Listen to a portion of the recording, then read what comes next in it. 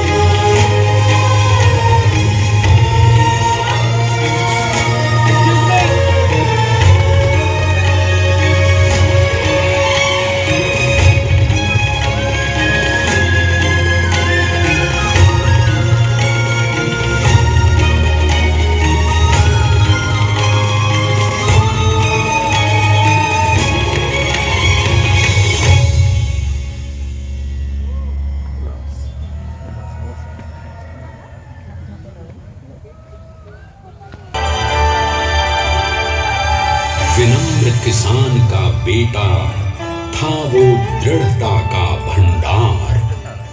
वल्लभ भाई पटेल नाम कहलाता था सरदार। कृषक कार्मिक जनगण से था उसको प्यार अपार। अखिल देश ने उसे रहनुमा किया था स्वीकार। गांधी बापू का शिष्य, सत्य अहिंसा का अवतार, किंतु एक भारत करने को धर लेता हथियार। लौह पुरुष संबोधन था वो लोहे की दीवार। तेज पुंज तुम, शक्तिपीठ तुम, बल का सागर अपरंपार, ऋणी देश का नम्र नमन, तुम स्वीकारो सरदार।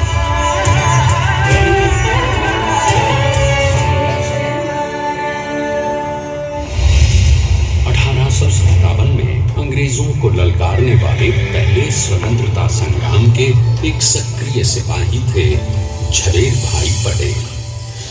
करमसद गांव के इस बहादुर देशभक्त किसान और उनकी पत्नी लाडबाई के 5 बेटों और 1 बेटी में से चौथे पुत्र थे वल्लभ भाई। बालक वल्लभ ने करमसद के बाद नडियाद से अपनी हाई स्कूल की शिक्षा पूरी की। फिर 13 साल की उम्र में उनकी शादी भी हो गई छोटी सी झवेरबाई से। 2 बच्चों, बेटी मणिबेन और बेटे ताया भाई को जन्म देने के बाद झवेरबाई असमय ही चल बसी। सदी बदलने और 20वीं सदी आने पर उनका जीवन भी एक चमत्कार की तरह बदला। प्लीडर का इम्तिहान पास करके वो वकालत करने लगे, पहले गोधरा, फिर आनंद और उसके बाद अहमदाबाद में। मगर जल्द ही वकालत छोड़कर वो बैरिस्टर बनने की इच्छा से इंग्लैंड चले गए। लंदन में बैरिस्ट्री में अव्वल आने और वजीफा जीतने वाले वो अनोखे भारतीय थे। तो अहमदाबाद की वरिष्ठ अदालत में बैरिस्टर पटेल की जिरह और जीतों की धूम मच गई।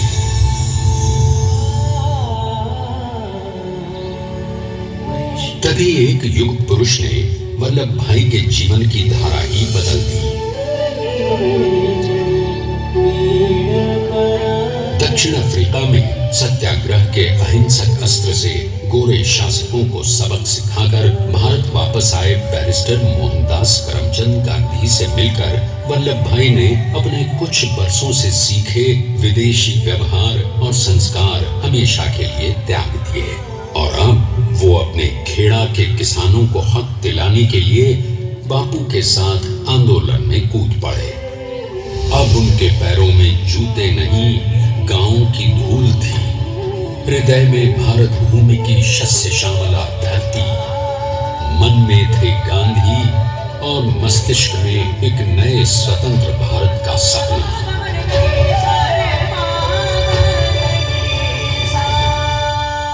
तभी बारडोली के मजबूर मजलूम किसानों की यातना का समाचार उनके पास पहुंचा। तुरंत वल्लभ भाई वहां पहुंचे और यूं शुरू हुआ भारत का सबसे बड़ा और सफल किसान आंदोलन बारडोली। वल्लभ भाई ने बारडोली के 87,000 किसानों को ऐसा अटल अडिग अचल मनोबल दिया कि अंग्रेजी सरकार हिल गई और 1 बरस के बाद उनका लगान माफ कर दिया गया। अब तो पूरे देश में लोग वल्लभ भाई के नाम की कस्में खाने लगे। स्वयं महात्मा गांधी ने कहा, अब वल्लभ भाई मेरे शिष्य या साथी नहीं, सारे देश के सरदार हैं और देश को मिल गया एक अनोखा असरदार सरदार।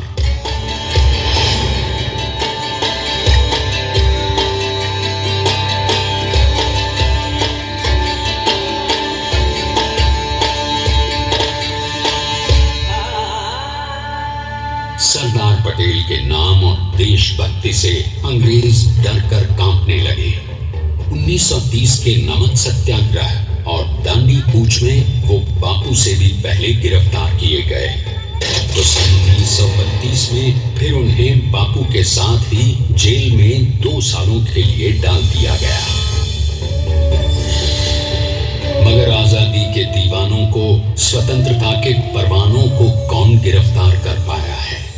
जेल से छूटते ही सरदार को कांग्रेस के नए राष्ट्र अध्यक्ष पद पर चुना गया और उनकी सरपरस्ती में राष्ट्रवादी भारतीयों ने तमाम ब्रिटिश सूबों में जीत हासिल कर वहां अपनी स्थानिक सरकारें बनाई। किंतु सरदार का सपना केवल सरकार बनाना नहीं था, उनका स्वप्न तो था एक ऐसे नए भारत का जहां हर रंग, हर रूप, हर जात मजहब तबके का हिंदुस्तानी एक साथ मिलकर एक ऐसा नया भारत बना सके जहां पूर्ण स्वराज्य के साथ सारे समाज को गरीबी, अशिक्षा, छुआछूत से भी आजादी मिल जाए। इसकी पहली रणनीति थी भारत को अंग्रेजों की गुलामी से आजादी, ताकि भारत के लोगों की अपनी सरकार सबके साथ और सबके विकास के लिए काम कर सके। बापू की अगुवाई में अब देश ने अंग्रेजों को अंतिम चेतावनी दे दी, करेंगे या मरेंगे, क्विट इंडिया, अंग्रेजों भारत छोड़ो। बस फिर क्या था, संघर्ष की रणभेरी बजी। 3 सालों के लिए सरदार पटेल को भी सत्याग्रही नेताओं के साथ जेल में ठूंस दिया गया। 2 सालों के बाद अंग्रेजों को बापू के सभी शिष्यों और साथियों को छोड़ना पड़ा।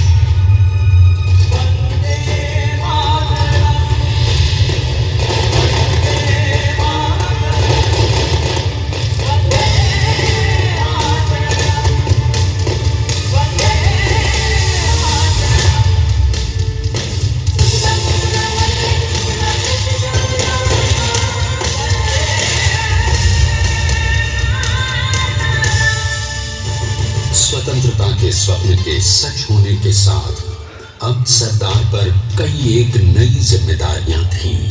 आने वाली आजादी की तैयारी और एक नए भारत के लिए नए लोकतांत्रिक संविधान की संरचना।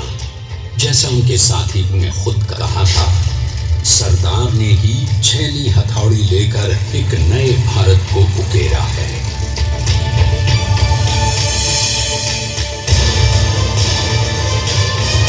स्वाधीनता तो प्राप्त हुई, लेकिन खंडित भारत में भी उठते विभाजनवादी अंधकार को अभी दूर करना था। जब देश के खंड खंड होने का भय उत्पन्न होने लगा, तो सरदार ने निर्भय होकर खुद अपनी केंद्र सरकार और साथियों को भी चुनौती दे डाली और जम्मू कश्मीर को बचाने के लिए सारे देश का आकाश वायुयानों से भर गया।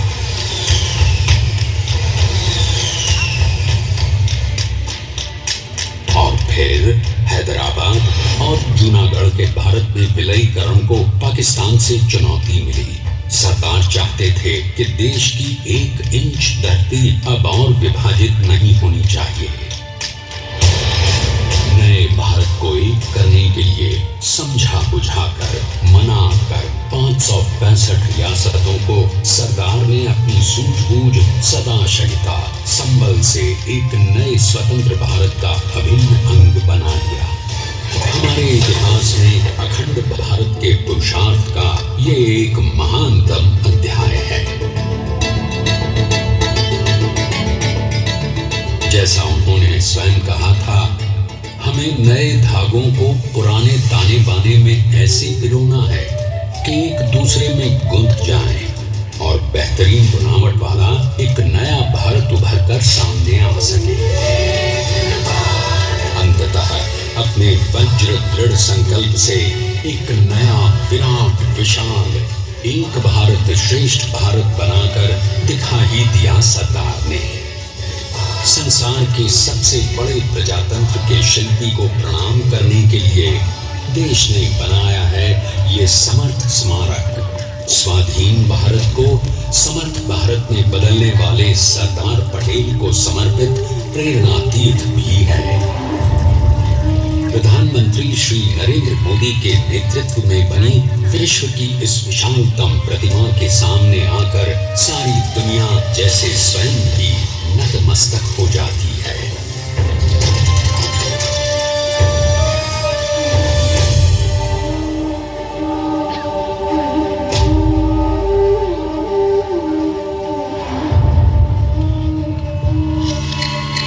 देश को बना गया वो अमित अटल,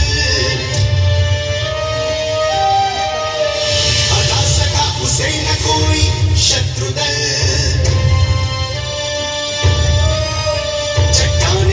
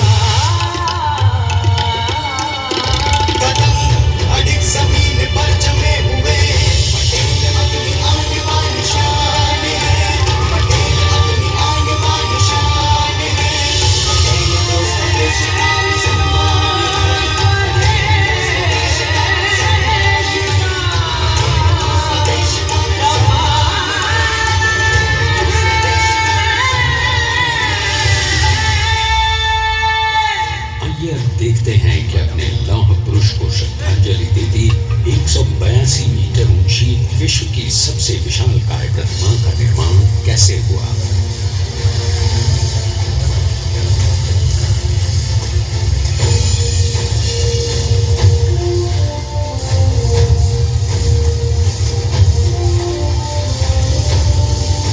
गगन चुंबती इस अद्वितीय अभूतपूर्व प्रतिमा को बनाने के लिए सबसे पहले नदी पर 4500 क्यूबिक मीटर का राफ्ट बना और फिर सीधा 600 फीट का कंक्रीट का कोर बनाया गया।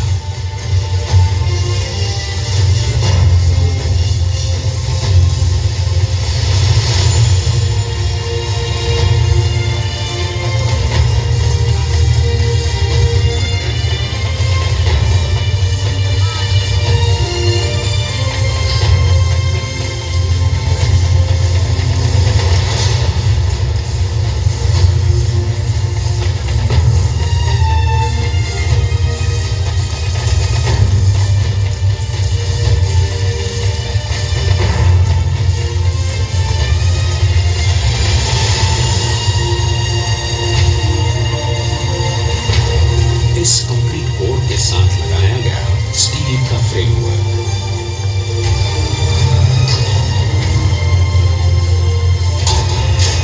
और फिर इस फ्रेमिंग पर 6500 ब्रॉन्ज के पीसेस लगाए गए।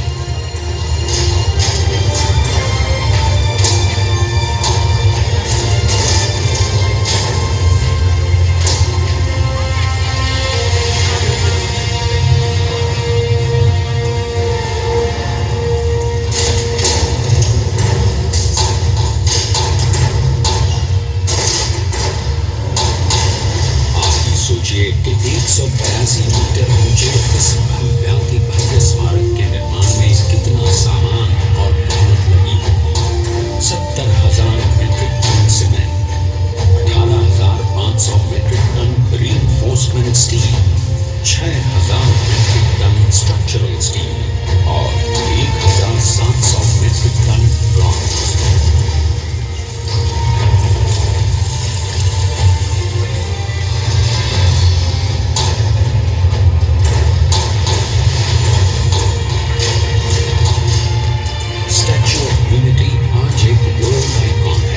इसे मुमकिन बनाने में एक सेकंड भी ब्रेक किए बिना देश भर की टीम्स ने 24/7 काम किया। 250 से ज्यादा इंजीनियर्स, 4,500 से ज्यादा स्किल फोर्स और कई लाख मानव दिन। हम गर्व से कह सकते हैं कि कुल मिलाकर स्टैच्यू ऑफ यूनिटी के निर्माण में 95% माल सामान, मजदूर, इंजीनियर्स और एक्सपर्ट्स थे भारतीय। जानते हैं कि 182 मीटर ऊंची इस भव्य प्रतिमा को बनाने में कितना समय लगा। डिजाइन के लिए 12 महीने और निर्माण के लिए 34 महीने, यानी कुल मिलाकर केवल 46 महीने।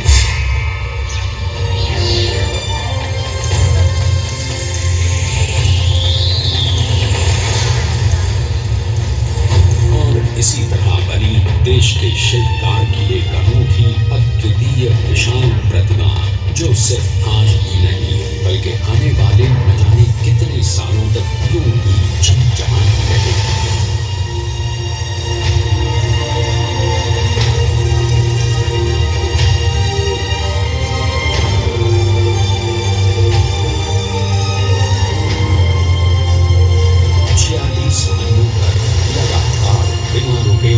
एकजुट होकर न जाने कितनों ने परिश्रम किया और उनका साथ दिया भारत की 125 करोड़ जनता।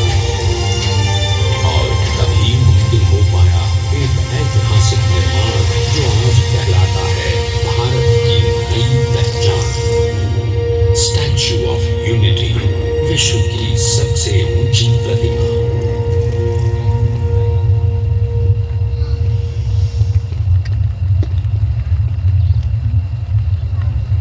सरदार ने अपनी गंभीरता, शालीनता और दूरदर्शिता से भारत को संगठित करने के असंभव कार्य को संभव कर दिखाया। आइए आज हम सब उन्हीं की महिमा में विश्व के सामने एक उदाहरण रखें, क्योंकि ये ही भारत को श्रेष्ठता के मार्ग पर ले जाएगा।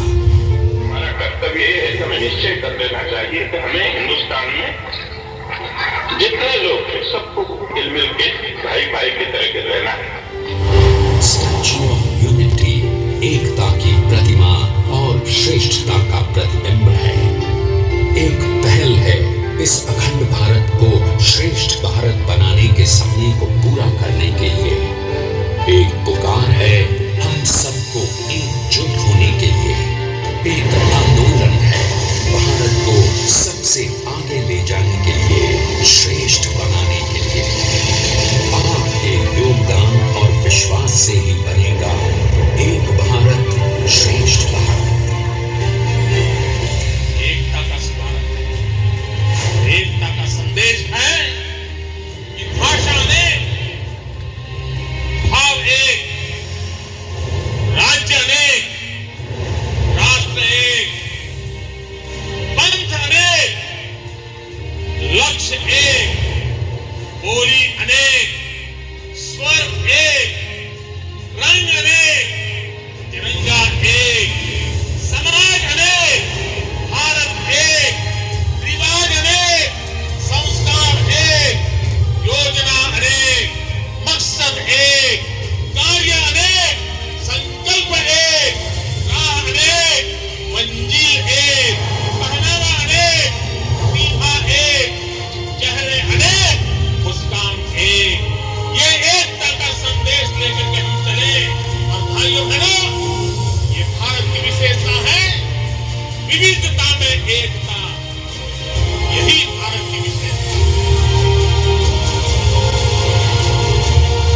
सो गाइज, ये था पूरा लेज़र शो। आई होप आपने एंजॉय किया होगा और आपको बहुत सारी नई बातें पता चली होगी। लेज़र शो देखने के बाद आप ग्लो गार्डन देखने जा सकते हैं। यहाँ पे glow garden is one of the best night attraction. अगर आपको ग्लो गार्डन का वीडियो देखना है तो आई बटन पे क्लिक करके देख सकते हैं या फिर डिस्क्रिप्शन में उसका लिंक मिल जाएगा।